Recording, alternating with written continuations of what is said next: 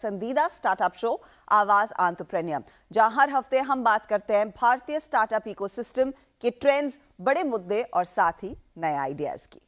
BSE SME और NSE emerge जैसे SME platforms पर आजकल आईपीओज का सैलाब आया हुआ है।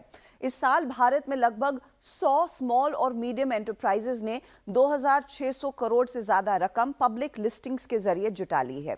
अब इन 100 एसएमई आईपीओज के लिए बाजार में तकरीबन 1.44 लाख करोड़ की डिमांड भी देखी गई।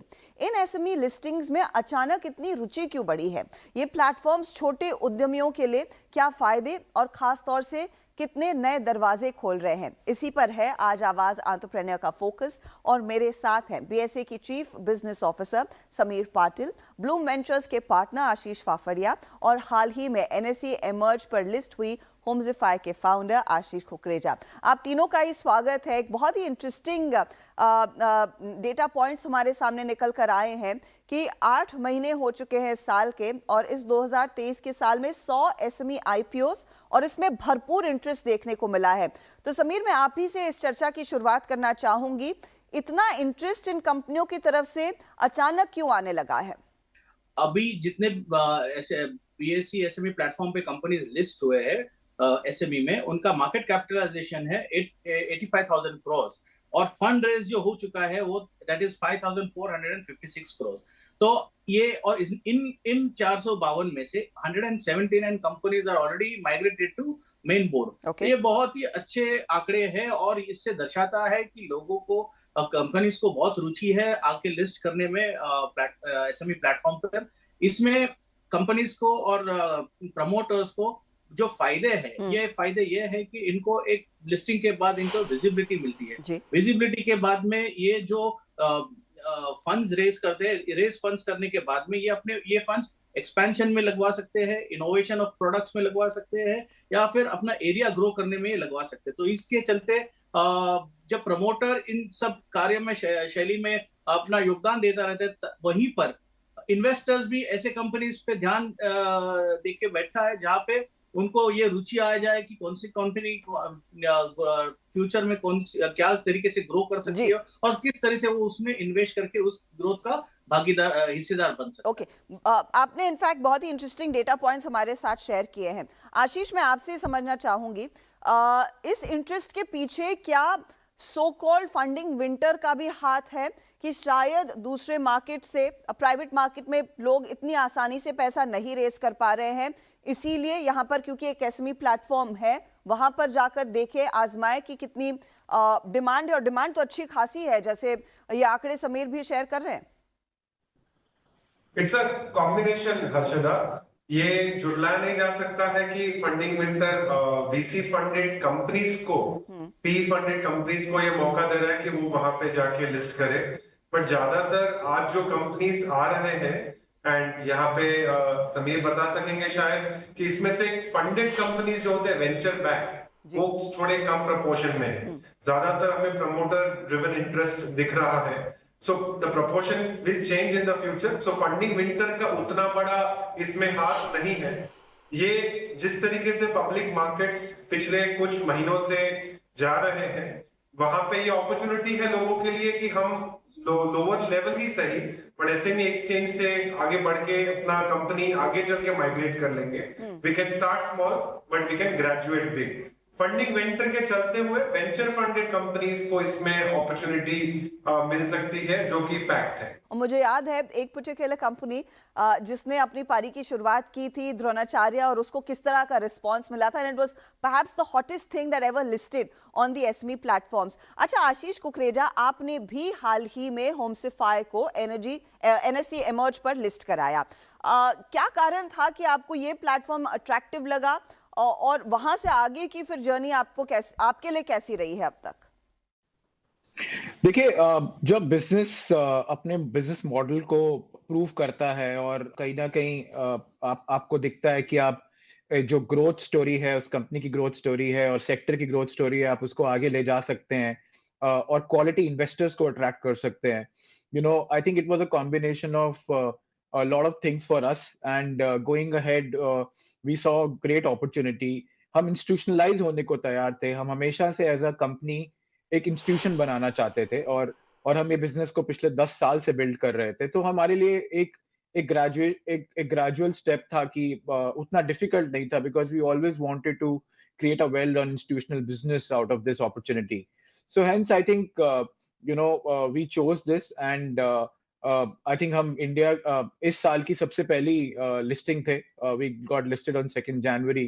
So I think that way, changes के हिसाब से Harshada, I can say that अब आप पब्लिक हो तो आपको प्रिपेयर होना पड़ता है. बहुत बारी आप जब IPO जाते हो तो बहुत सारे स्टेक होल्डर्स होते हैं, और शायद वो आपको ये चीज के लिए तैयार नहीं करते कि it's no more a private affair, so you have to be prepared for it. You need to be, it's a different ball game all put together. तो I think वो मैं जरूर एक चीज हाईलाइट करना चाहूंगा. जब आप कहते हैं कि आप इंस्टीट्यूशनलाइज होना चाहते थे, अब इसे एक आम दर्शक जो हमारा ये कार्यक्रम सुन रहा है, या फिर एक एसएमई जो सोच रहा है कि इतने लोग वहां जाकर फंड रेज कर रहे हैं, ये इंस्टीट्यूशनलाइज होने का मतलब क्या है एक कंपनी के लिए?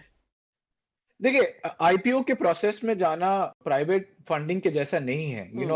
आपकी जो बुक्स हैं, आपका जो everything is there out there, right? And it's pretty much everything needs to be clean as you move into this. At least for the good companies, I can't really talk on behalf of किस तरह की companies आ रही हैं, क्या हो रहा है, काफी niche sectors आ रहे हैं. But at least I can tell for myself that वो बहुत important है कि और उससे क्या होता है कि आप जब आगे जाके आप एक अच्छा, हमारा बोर्ड बहुत इंडिपेंडेंट है. It's not, there's no, मेरे बोर्ड में कोई फैमिली मेंबर नहीं है. So for us, this is what internationalization is all about, Correct. And I think that way I thank BSE and NSE platforms to really stick their neck out and help these SMEs.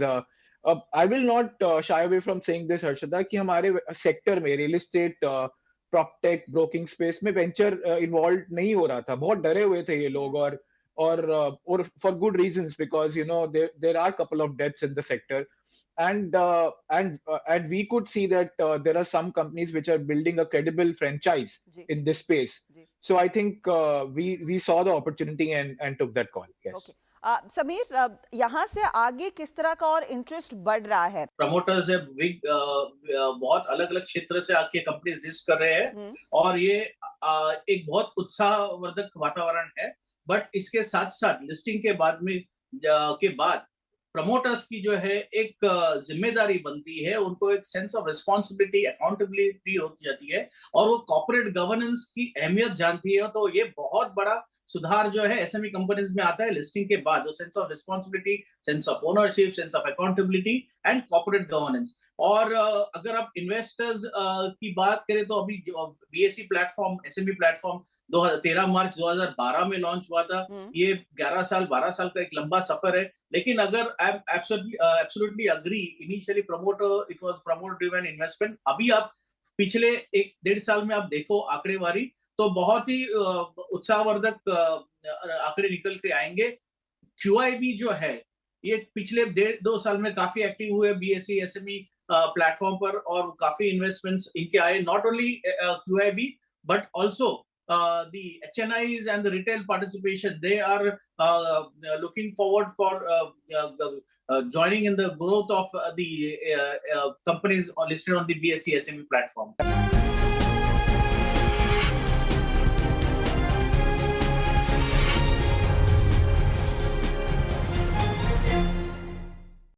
Welcome back. आप देख रहे हैं आवाज entrepreneur, और इस हफ्ते हम focus कर रहे हैं बीएसई एसएमई और एनएसई इमर्ज पर, जहां पर भरमार आई है नई लिस्टिंग्स की. कई सारे छोटे और मध्यम एंटरप्रेन्योर्स इस पर्टिकुलर प्लेटफॉर्म पर आकर अपनी पब्लिक लिस्टिंग करा रहे हैं, मार्केट से पैसा रेस कर रहे हैं. चर्चा में मेरे साथ है बीएसई की chief business officer Sameer Patil, Bloom ventures के पार्टनर आशीष फाफड़िया, और हाल ही में लिस्ट हुई एनएसई इमर्ज पर कंपनी होमसिफाई के फाउंडर आशीष कुकरेजा. आपकी एक कंपनी E2E ने करीब 2018 में मेरे ख्याल में लिस्टिंग की थी. उसके बाद उनके लिए क्या वो डिसाइडिंग फैक्टर था कि ये सही प्लेटफॉर्म है, क्योंकि आप उसमें निवेशित थे? So what made them take the decision कि ये प्लेटफॉर्म हमारे लिए सही है? क्योंकि जब उन्होंने निर्णय लिया, it was early days for these platforms. Absolutely. ये हमारे फंड से 2 कंपनीज अब तक एसएमई आईपीओस कर चुकी हैं। E2E networks was the first one, और इस साल इन्फोलियन नामक एक कंपनी भी आईपीओ कर चुकी है, और दोनों के रिजल्ट्स बहुत अच्छे मिले हैं। हमारा मेन उद्देश्य ये था कि ये कंपनीज अपने बलबूते पे पिछले 10 साल से चल रहे थे और वो ठीक ठाक ही कर रहे थे, और वेंचर इन्वेस्टर्स में हम लोग एक ही थे जो उनके कैप टेबल पे थे। फाउंडर्स ने आगे चल के काफी कोशिश की फंडिंग रेज करने की, और इंस्टीट्यूशनल इन्वेस्टर्स नहीं आ रहे थे, बट बिजनेस उनका बढ़ता जा रहा था।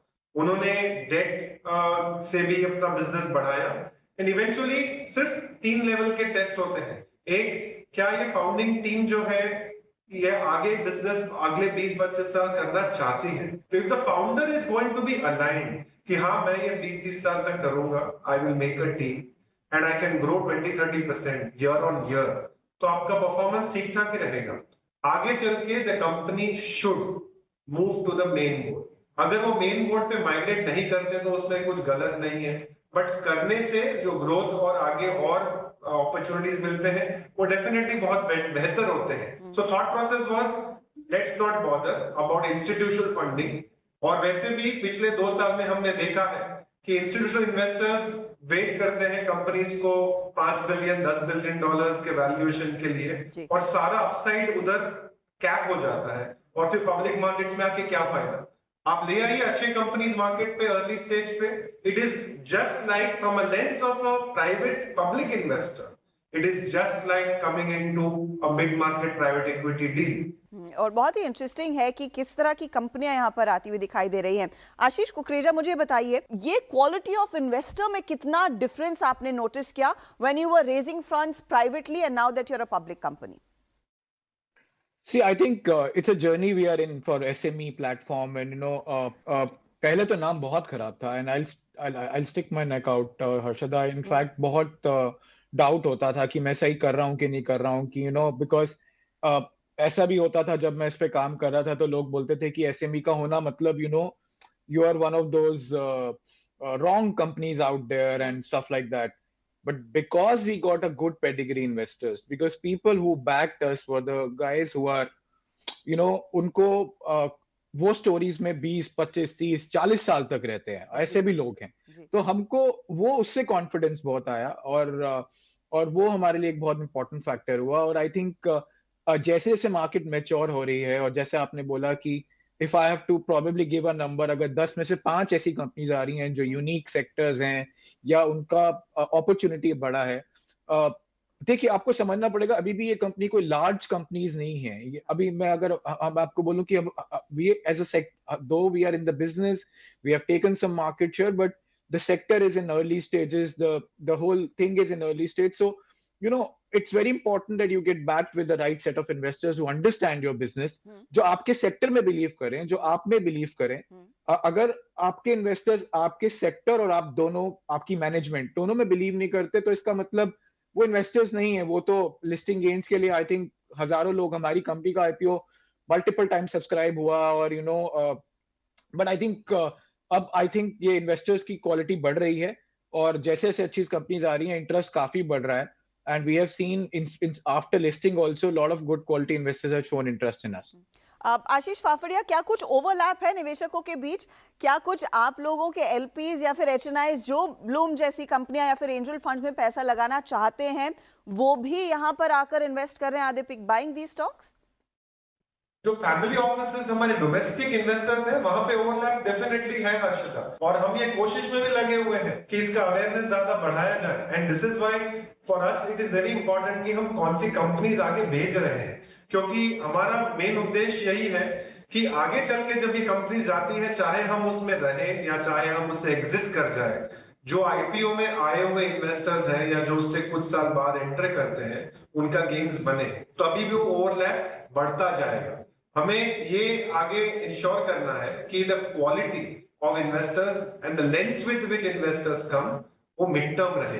अगर इन्वेस्टर्स छोटे ड्यूरेशन के लिए आएंगे, ये ट्रेडर्स के लिए नहीं है, और यहाँ पे जितना 2-3 साल का होराइजन तो मिनिमम लोगों को रखना ही चाहिए, नहीं तो फिर उसका ट्रू बेनिफिट्स मुश्किल हो जाता है।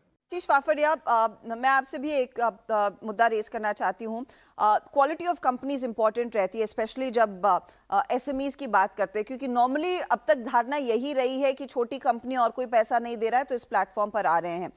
ये बताइए उस माइंडसेट में कितना बदलाव देखने को मिला है after BSE SME and after NSE SME emerge has progressively changed the norms and increased the hygiene level also. वो डेफिनेटली फर्क तो पड़ा है। जब हम लोग E2E को लेकर जा रहे थे तो उस समय हमको भी, हमारे दिमाग में भी ये संदेह था कि क्या हम प्रमोटर को सही तरीके से गाइड कर रहे हैं। आज से 2 साल बाद वो हमें किस तरीके से देखेंगे। The good news was that हम अपना स्टॉक जो है वो बेच के निकल नहीं रहे थे, तो that was something where we felt that incentives are aligned. आज अगर देखें तो पिछले 5 साल में तब तक थोड़ा माहौल वही था जो पहले था। It was little iffy and dicey, but पिछले 5 साल में बहुत ज्यादा फर्क पड़ गया है।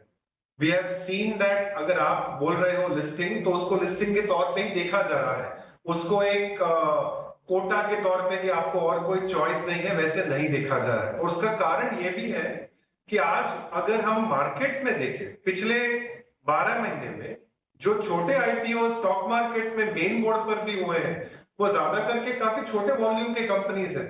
तो लोगों को 2-3 बातें समझ में आ गई है। नंबर 1 कि एक्सचेंजेस और रेगुलेटर्स ने मिलकर जो स्टेप्स लिए हैं, they are doing that they what they need to ensure that जो नॉन गुड एलिमेंट्स, जो सही कंपनीज नहीं है, सही मैनेजमेंट नहीं है, वो नहीं आ सके। तो वो फिल्टरिंग सही तरीके से होने लगा है। आप अभी भी श्योरली गारंटी नहीं कर सकते और वो एक्सचेंज और रेगुलेटर्स का गारंटी नहीं होता है, विच इज फाइन, बट वो कॉन्फिडेंस बढ़ता जा रहा है। दूसरा, ये प्लेटफॉर्म्स का सही क्रेडिबिलिटी ये भी आता जाता है कि वहां पर एक अकम्प्लिश्ड इंस्टीट्यूशंस ने कहीं पहले इन्वेस्ट किया हुआ है और वो यहाँ पे आ रहे हैं। तो उसमें फिर क्या फर्क पड़ता है।